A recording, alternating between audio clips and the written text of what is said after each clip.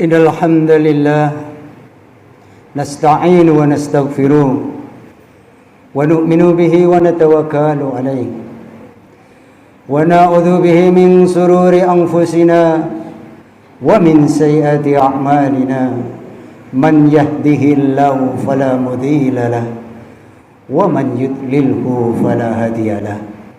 Asyhadu an la ilaha illallah wahdahu la syarika lahu wa ashhadu anna sayyidana wa maulana wa nabiyyina Muhammad abduhu wa rasuluh.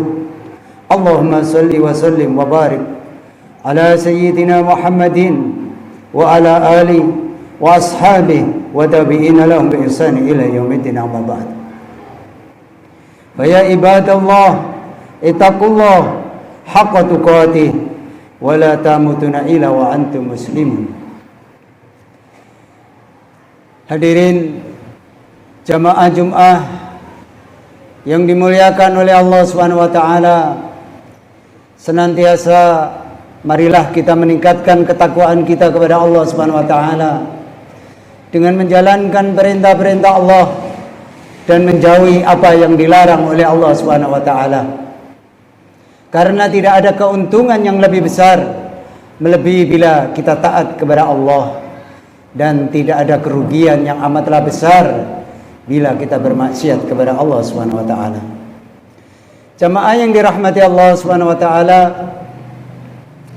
pada bulan ini kita di dalam bulan Rajab, bulan yang mulia, di mana baginda Nabi Muhammad dalam memperhatikan bulan Rajab sampai memanjatkan doa yang sebagaimana diriwayatkan oleh Anas bin Malik dalam Musnad Ahmad, yang sering kita lantunkan, yang diucapkan oleh baginda Nabi, Allahumma barik lana fi Rajaba wa saba'na wa balikna Ramadhana.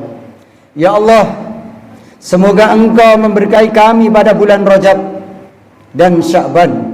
Semoga Engkau pertemukan kami dengan bulan Ramadan.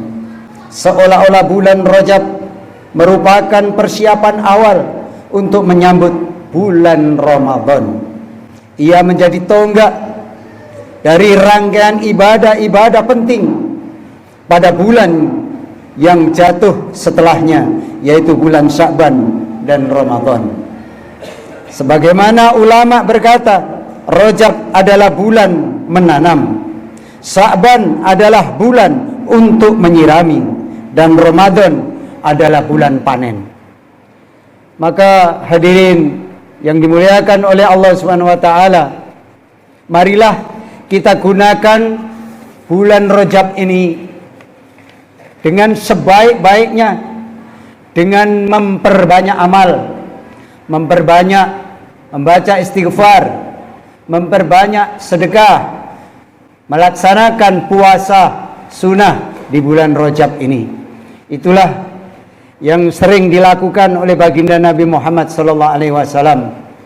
Maka kita sebagai umatnya sepatutnya untuk mengikuti cara-cara ibadahnya baginda Nabi Muhammad SAW.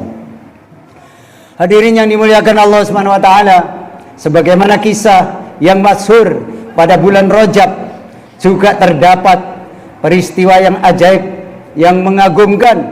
Beberapa riwayat, yaitu berupa Isra wal Mi'raj, perjalanan Nabi dari Masjidil Haram sampai Masjidil Aqsa, kemudian menuju Sidratul Muntaha. Berikut berapa kisah yang dapat kita petik dari cerita Isra wal Mi'raj ini. Yang pertama yang harus kita ambil hikmah dari perjalanan Isra wal Mi'raj adalah perkara yang hak, karena sharih sangat jelas disebutkan di dalam Al-Quran.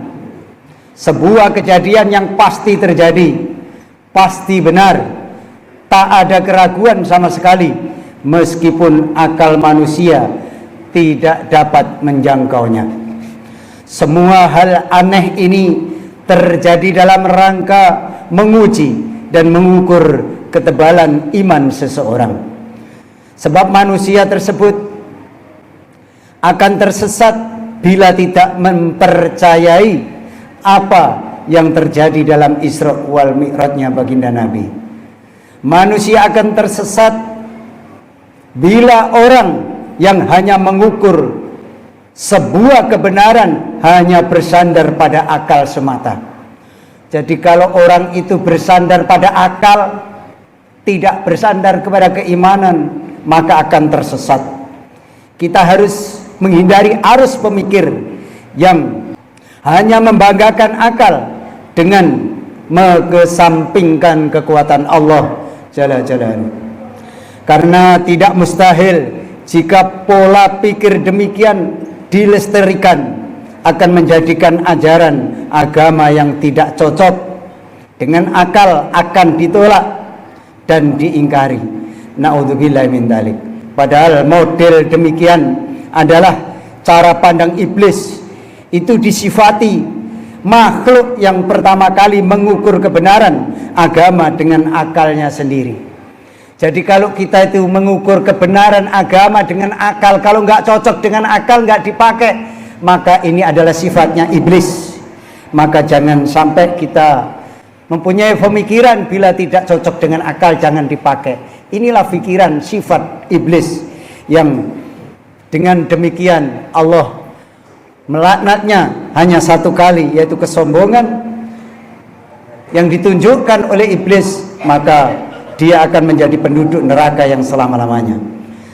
Pelajaran yang harus kita ambil yang kedua, sebelum baginda Nabi Muhammad SAW menghadap Allah Subhanahu wa taala yang dinamakan Mi'raj, beliau dibedah dadanya, dibersihkan hatinya, meskipun hati Nabi sebenarnya sudah pasti bersih karena beliau maksum, suci dari dosa, sebagaimana yang ditulis pengarang Simtudurar Habib Ali Al-Habsyi, malaikat tidak menghilangkan kotoran dari hati Nabi, tetapi agar hati yang suci semakin menjadi suci. Pembersihan hati ini dilakukan sebelum Rasulullah menerima tugas sholat 5 waktu. Ini juga pelajaran bagi kita sebagai umatnya. Hadirin yang dimuliakan oleh Allah Subhanahu wa taala, yang banyak dosa ini, kita yang banyak dosa ini, bahwa sholat akan menghadap Allah Subhanahu wa taala, hendaknya lebih dahulu kita bersihkan hati kita masing-masing. Maksudnya, apabila kita sholat harus dimulai dengan hati yang suci, hati yang khusyuk, tidak memikirkan bab dunia, sampai Allah Subhanahu wa taala berfirman menggunakan lafaz aqimis sholah, tidak iqamatus sholah.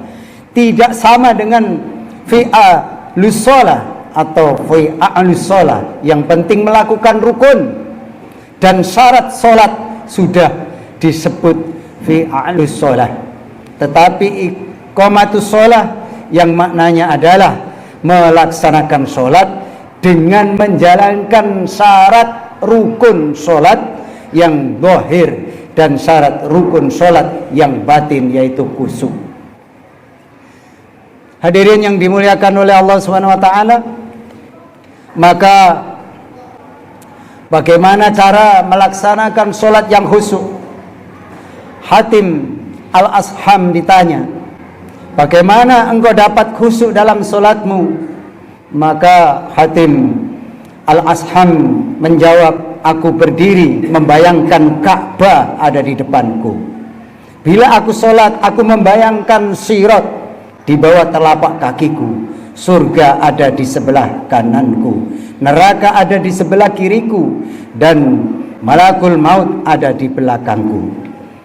Hadirin yang dimuliakan Allah Subhanahu wa taala, dengan keterangan ini kita semua dapat memahami bahwa sholat yang dimaksud dalam Al-Quran adalah bukan sholat biasa, tidak hanya fi'alus sholat, namun iqamatus sholat, sholat yang benar-benar khusyuk, khudu, dan hati yang suci.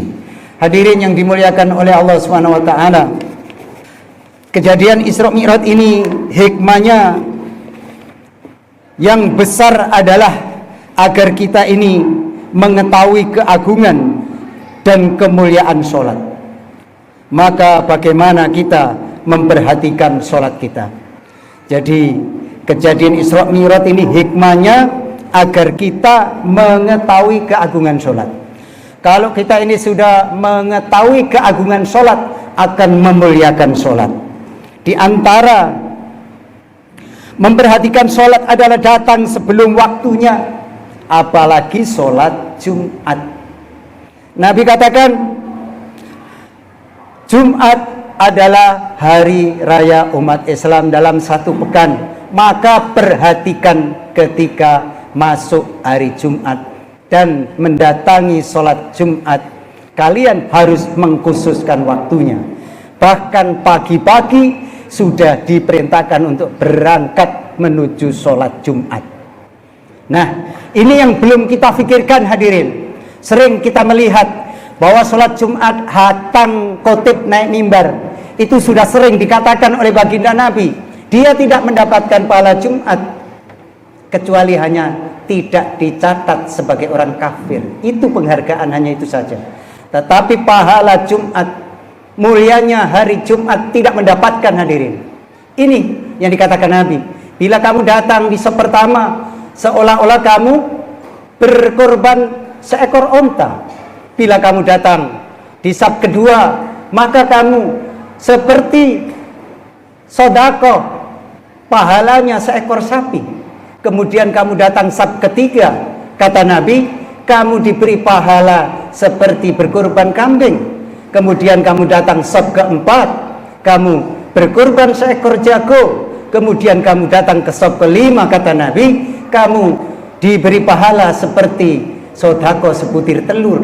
Kemudian kamu setelah itu datang, maka malaikat menutup buku catatan amal mendengarkan khotib khutbah. Maka apa yang kalian dapat? Tidak ada, kecuali tidak dicap sebagai seorang kafir.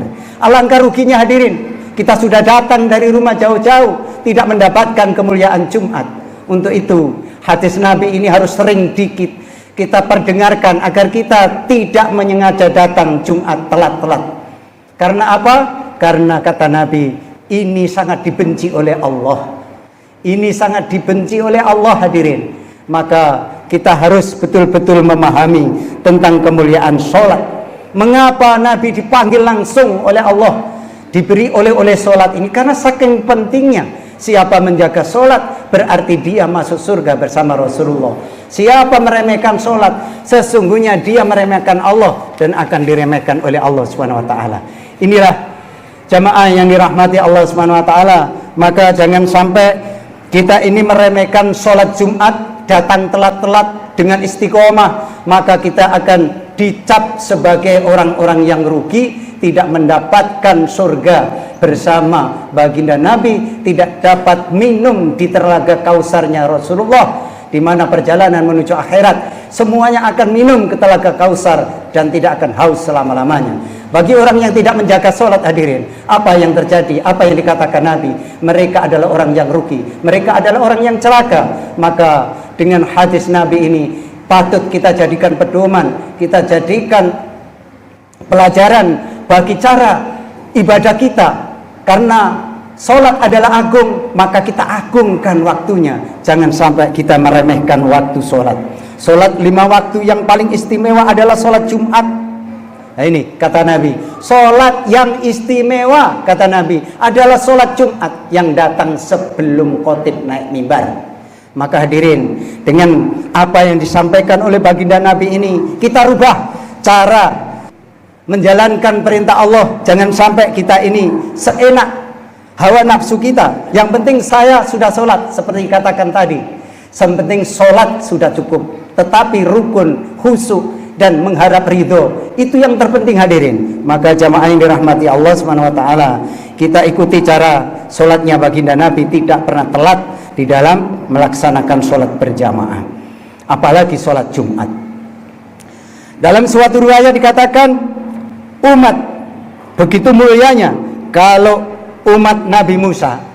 Jadi kalau umatnya Nabi Musa alaihissalam menghadap Allah sholat, harus naik Gunung Tursina hadirin, baru mendapatkan wahyu dan ayat-ayat Allah. Tetapi umatnya Nabi Muhammad tidak perlu naik gunung, tetapi cukup hadir tepat waktu sebelum khotib naik mimbar, sama dengan sholatnya Nabi Musa alaihissalam.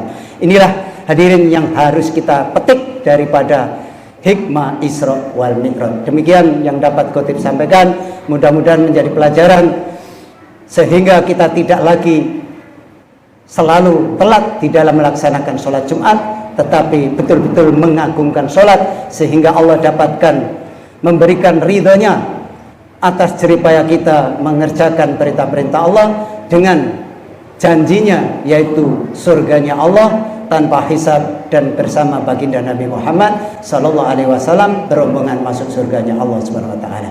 Ja'alana Allah wa iyyakum minal faizin al aminin wa adkhalana wa iyyakum fi zumratil muttaqin mu'minin muqinin. A'udzu billahi minasyaitonir rajim. Bismillahirrahmanirrahim. Wal asri innal insana lafi khusr illa alladziina amanu wa amilus solihati wa tawassaw bil haqq wa tawassaw bis sabr wa qur rabbighfir warham wa anta khairur rahimin.